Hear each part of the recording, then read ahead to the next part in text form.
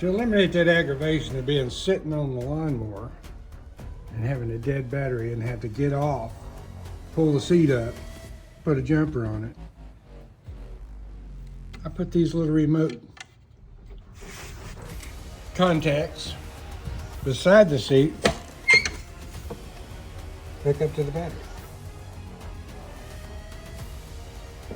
So that way,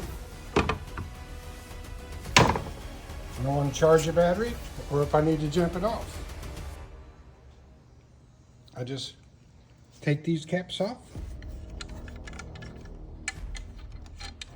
and hook the battery to it, or the charger.